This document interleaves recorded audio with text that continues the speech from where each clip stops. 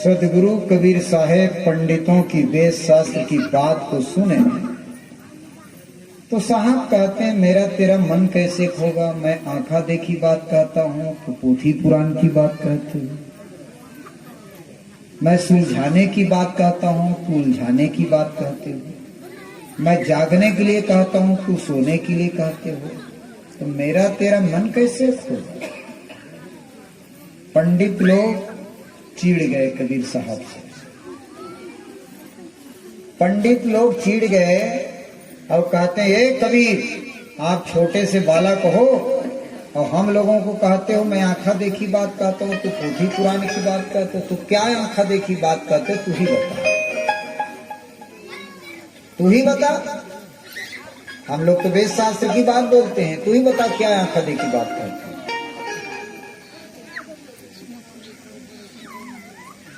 कबीर साहब ने एक साखी में उनका उत्तर दिया पंडितों को। एक अचंबा हमने देखा, कुआं में लग गए आग, कांदो कीचड़ जल गया, मछली खेले।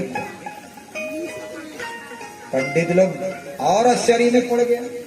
कुआं में कहीं आग लगेगा जहां पानी भरा हुआ है, अब पानी के अंदर में कीचड़ है वो जलेगा कैसे। अब कीचड़ जल गया तो मछली कैसे फाक खेलेगा, ये कैसे होगा। लगता है ये कबीर अनपढ़ गंवार है, पढ़ा लिखा तो कुछ नहीं है। हम लोग तो पढ़े लिखे हैं, ये अनपढ़ है, इसको कोई ज्ञान नहीं है। तो जोर से ललकार के कहा है कबीर ये बता कुआं में कैसे आग लगेगा जहां पानी भरा हुआ है, और पानी के अंदर में कीचड़ है वो कैसे जलेगा, और कीचड़ जल गया तो मछली कैसे फाक खेलेगा, ये हो ही नहीं सकता। बताओ क्या आंखा देखी बात करते हो। जोरों के साथ कहा। कबीर साहब कहते हैं ऐ पंडितों सुनो, मेरा ज्ञान अध्यात्म ज्ञान है, कोई पोथी पुराण का लिखा हुआ ज्ञान नहीं है। मसी कागज छुआओ नहीं, कलम गहो न हाथ, चार युग की महत्तम मुखी ही जनाई बात। मेरे को अनपढ़ गंवार कहते हो। अनपढ़ गंवार तो आप लोग हो, उल्टा सीधा बोलते हो। मैं चार युग की महत्तम को मुख से बोलता हूं तो मेरे को पढ़ने लिखने की क्या जरूरत है। आपको समझ में नहीं आता है तो मैं बता रहा हूं। धड़ धड़नी के कहले खा और जस बाहर तस भीतर देखा। मेरा ज्ञान बाहर को बताते हुए अंदर की बात को है। तो लो बताओ कैसे। साहब कहते हैं शरीर रूपी कुआं है, अब ये शरीर रूपी कुआं में ज्ञान का अग्नि लग जाए तो ज्ञान की अग्नि लगते ही हमारे शरीर में कांदो कीचड़ क्या है। काम है, क्रोध है, लोभ है, मोह है, आशा है, वासा है, मन कल्पना है, ये 60 विकार रूपी कीचड़ जल जाता है तो आत्मा रूपी मछली आनंद लेता है, फाग खेलता है। कबीर साहब की ज्ञान को सुन करके पंडित लोग आश्चर्य हो गए। कहा रे मैं इनको छोटा बालक समझ रहा था, अनपढ़ समझ रहा था, ये तो बहुत बड़ा ज्ञानी है, पूरा अध्यात्म में बता दिया। अरे ज्ञान से ही तो कांदो कीचड़ जलता है। गीता में कृष्ण ने अर्जुन को समझाया, अथय घासी समृद्धो अग्नि भस्मास्ति कुरुते अर्जुना, ज्ञान अग्नि सर्व कर्माणि भस्मास्ति कुरुते अर्जुना। है अर्जुन, जैसे विशाल घास को इकट्ठा कर लो और छोटे से अग्नि का तिनका लगा दो तो विशाल घास जल करके राख हो जाता है। ठीक उसी प्रकार से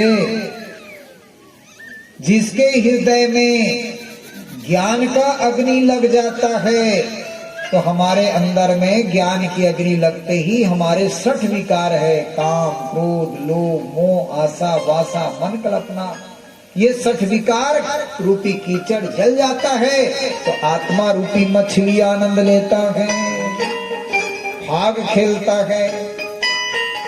आप लोग कहते हैं ना इतना दिन में अनजान में था साहेब, अब मेरे ज्ञान हो गया तो मैं चोरी करना, अंडा मांस खाना, शराब पीना, गलत कर्म करना छोड़ दिया।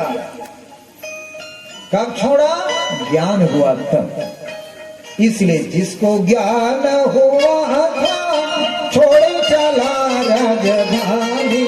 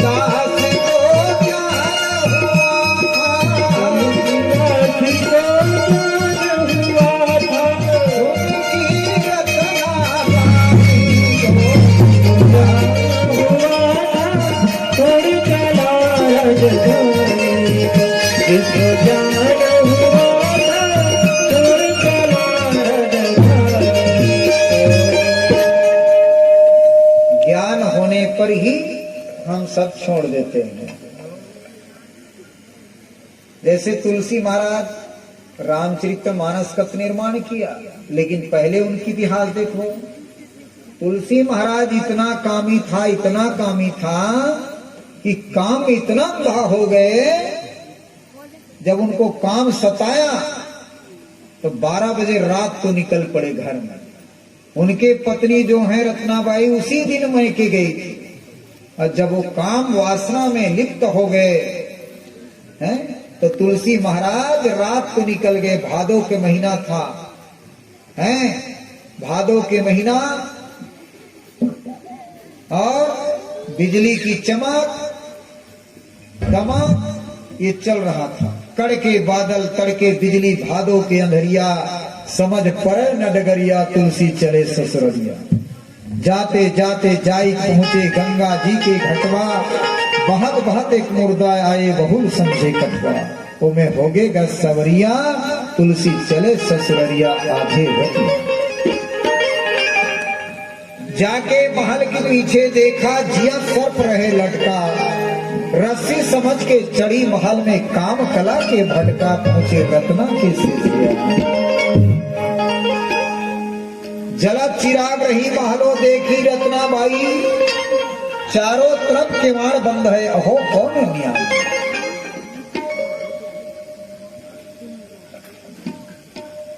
रत्नाबाई देखे चारों तरफ तो किवाड़ बंद है, कौन ऊपर से आ रहे हैं। देखे तो उनके खुद के पति को देखे तो उनसे पूछे क्यों आए हो, अपना समस्या बताए। कैसे आए हो? नदी तो पूरे हैं। उसने कहा नाव से आ गया। ऊपर कैसे चढ़े हो? तो रस्सी से। तो रत्नाबाई जो है जाके देखते हैं, तुलसी महाराज दिखाते हैं देखो मैं इनसे पार हो गया। तब वह मुर्दा था, जिनको रस्सी समझ के चढ़ा था वो जिया सर्प था। रत्नाबाई से रहा नहीं गया, स्वामी आपका जीवन धिक्कार है का। ये हाड़ा मास शरीर को देख करके इतना सख्त हो करके इतने रात को मेरे से मिलने आए हो। अगर इतना प्रेम परमात्मा से हो जाते तो तुम्हारा पलना पकड़ने वाला कोई नहीं। तुलसी महाराज को ललकारा, जितने प्रेम हमारे से उतने प्रभु से होई, और सीधे जाद बैकुंठ को पालन पकड़े कोई। तुलसी महाराज को शब्द का बाण लग गया। शब्द का बाण लगते ही तुलसी महाराज बैरागी बन गए। शब्द ही मारा गिर पड़ा, शब्द ही छोड़ा राज, जिन जिन शब्द विवेक किया तिनके सर गए का। शब्द का बाण ऐसे चुभा तुलसी महाराज को, तो तुलसी महाराज बैरागी बन गए। रामचरितमानस का निर्माण किया, बहुत बड़े संत हो गए। तो तुलसी महाराज जीवन भर अपने पत्नी को गुरु माना है। गुरु किसको माना? पत्नी को। तो गुरु क्या है? ज्ञान। रत्ना ने ज्ञान दिया, उसके ज्ञान से उसका जीवन बदला। इसलिए कबीर साहब गुरु किसको कहते हैं? ज्ञान गुरु मन चेला है, जाको सूझ परे सो मानुष ना तो माटी। इसलिए साहब कहते हैं मिलना हो तो मिलजुल लेना, लगी कम मेला है, दीपक हो तो घट उजियारा, ज्ञान गुरु मन चेला है। मिलना है तो मिलजुल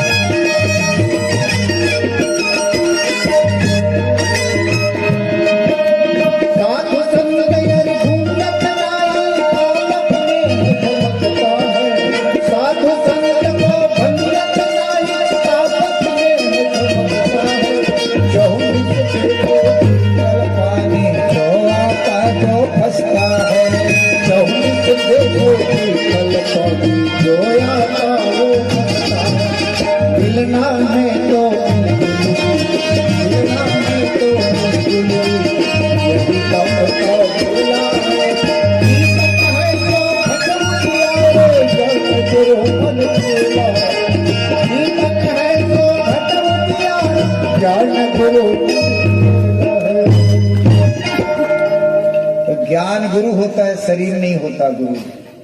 जहां से ज्ञान प्राप्त होता है वो हमारा गुरु होता है। अब आप लोग गुरु किसको मानते हो? जो गले में कंठी बांध दिया वही गुरु मानते हो। लेकिन कबीर साहब गुरु किसको कहा? ज्ञान देने वाला को गुरु कहा। इसलिए गुरु परंपरा को भी 7 भागों में बांटा गया है। प्रथम गुरु माता पिता, रक्त बिंद के वो है दाता। दूसरा गुरु जो मन की दाई, गर्भवास ले बंद छुड़ाई। तीसरे गुरु जो धरिया नामा, ले ले नाम पुकारे ग्रामा। चौथे गुरु जिन शिक्षा दीना, जग व्यवहार की राह चिन्हाया। पांचवा गुरु वैष्णव कीना, सत्य नाम की सुमरण दीना। छठवां गुरु भरमगढ़ तोड़ा, दुविधा मेट एक में जोड़ा। सातवां गुरु सत सत्य लखाया, और जहां के जीव तहां पहुंचाया। ये 7 प्रकार के गुरु होते हैं। तो सबसे बड़ा गुरु कौन होता है? ज्ञान देने वाला ही गुरु होता है। और ज्ञान से ही मुक्ति है, ये भी बात ध्यान रखना। गुरु का ज्ञान जिसके हृदय में प्रवेश कर लेता है उसका जीवन बदल जाता है, और जीवन बदल जाता है उसी व्यक्ति का जीवन कल्याण होता है। तो ज्ञान गुरु होता है, शरीर गुरु नहीं होता। कबीर साहब ने पंडितों को ये बात बताया, पंडित लोग आश्चर्य में पड़ गए। फिर पूछे ए कबीर ये तो बताओ आपके गुरु कौन हैं? आप इतना छोटे हैं और ज्ञान बहुत ज्यादा बताते हैं, तो आपका गुरु कौन है? उसने कहा मेरा गुरु ही नहीं है। पंडित लोग कहे गुरु नहीं है तो ज्ञान कैसे प्राप्त हो गया?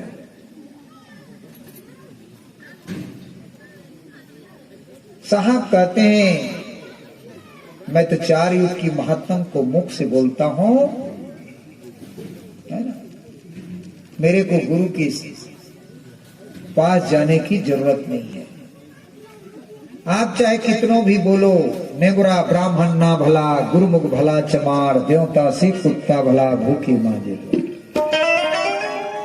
नेगुरा मनुष्य नहीं मिलना चाहिए, गुरुमुखी बनना चाहिए। कबीर साहब ने विचार किए, पंडितों को सुधारना है, पंडितों को समझाना है, तो इसके मुखिया पहले समझाना चाहिए। ये तो ऐसे नहीं समझेगा। रामानंद तो बहुत बड़े संत था, लेकिन छुआछूत में खूब डूबा था। ब्राह्मण के सिवाय दूसरे को चेला भी नहीं बनाते थे, इतना छुआछूत मानते थे। तब कबीर साहब ने क्या किया, ये पंडितों को दिखाने के लिए, बताने के लिए, चलो मैं रामानंद के पास जाऊंगा और उनको मैं गुरु बना करके उनको शिक्षा दूंगा, उनका सुधार करूंगा। तो कबीर साहब क्या किया, रामानंद 4 बजे ब्रह्म मुहूर्त में पंचगंगा घाट के सीढ़ी में उतर करके स्नान करते थे। तो कबीर साहब बच्चा बन करके, बालक बन करके वो सीढ़ी में लेट गए। रामानंद 4 बजे उसी सीढ़ी में उतरने लगे। रामानंद का खड़ाऊ कट होकर लगा तो साहब आवाज दिए, रोने की आवाज दिए। और रोने की आवाज को जब सुने तो रामानंद उठाए। सीढ़ी के ऊपर में रामानंद खड़े, सीढ़ी के नीचे कबीर साहब बच्चा बन के हैं, लेटे हैं। जब रामानंद कबीर साहब को उठाए तो रामानंद के गले की कंठी कबीर साहब के गले में गिर गए हैं। और गले में जब गिरे और उठाए, राम कहो बच्चा, राम कहो बच्चा, ऐसा कहना चालू किए। कबीर साहब चुप थे। और कबीर साहब 9 साल की उम्र लिए पंडितों के बीच में पहुंचे, कंठित पहने,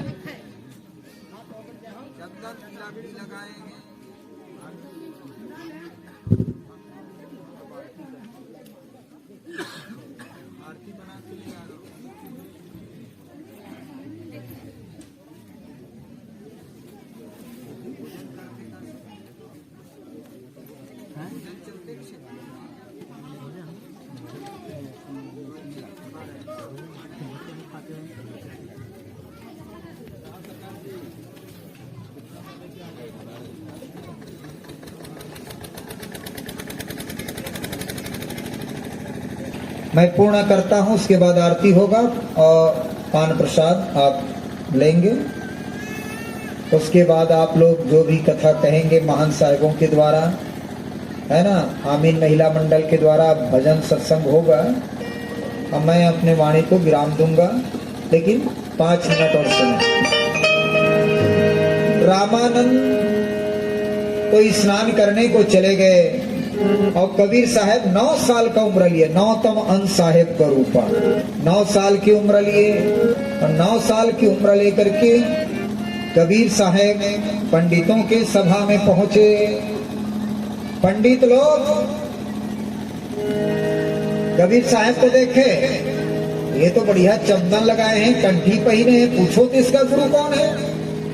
कबीर साहब से पूछा गया तो कबीर साहब साफ कर दिया, मेरा गुरु रामानंद है। पंडित लोग आश्चर्य में पड़ गया, हमारे गुरु जी तो शर्त है ब्राह्मण के सिवाय दूसरे को चेला नहीं बनाना, लेकिन ये तो जोलहा है, इसको कैसे चेला बनाना। कबीर आप झूठ बोलते हो।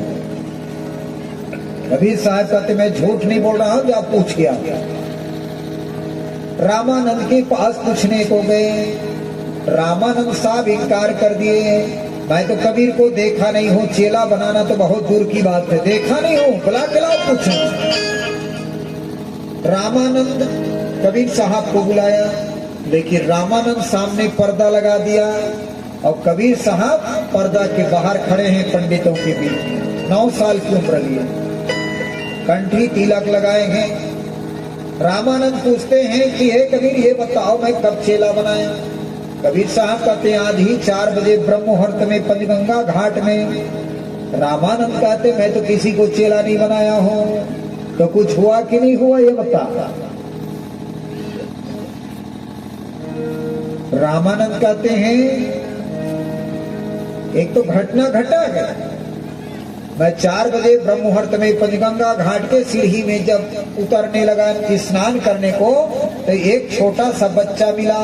खड़ाऊ की ठोकर लगते ही वो बच्चा रोने लगे।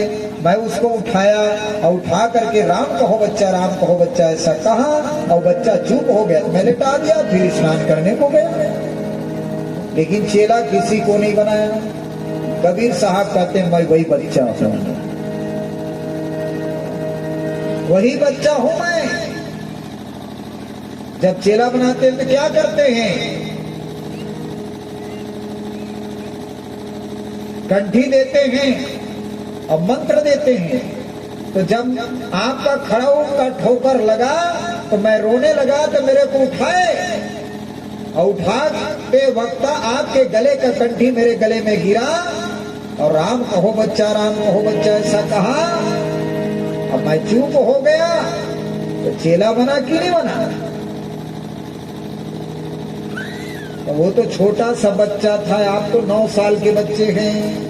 तब कबीर साहब कहते वही बच्चा चाहिए। कबीर साहब जो है बच्चा बन करके रामानंद के गोद में प्रकट हो जाता है। एक 9 साल की उम्र में पंडितों के बीच खड़े हैं और बच्चा बन के रामानंद के गोद में प्रकट हो जाते हैं और कहते हैं ये किसका कंठी है। तब रामानंद को अपने कंठी का ज्ञान हुआ और रामानंद फिर कबीर साहब को चेला स्वीकार किया। सबके बीच में 1484 चेला था, उसके बीच में कबीर साहब को चेला स्वीकार किया। और कबीर साहब रामानंद को फिर क्या समझाते हैं वो कल हम बताएंगे। क्या क्या समझाते हैं कबीर साहब ने रामानंद को, क्या क्या समझाते हैं, क्या बताते हैं। आखिर में रामानंद कबीर को गुरु मानते हैं, कैसे मानते हैं वो कल बताएंगे। अभी समय कर रहे इनकार, सदगुरु को करो नमस्कार, तब होगा बेड़ा पार। आप लोगों ने मेरी वाणी को प्रेम पूर्वक सुने, इसलिए आप सब लोगों का मैं हृदय से भारी हूँ और सबको मेरे ओर से सादर सब प्रेम साहेब बंदगी, साहेब बंदगी। बोलो सदगुरु कबीर साहेब के चरणों में साहेब, बंद श्री हजूर प्रकाश में नाम साहेब के चरणों में साहेब बंदगी। आरती के लिए खड़ा हो जाए।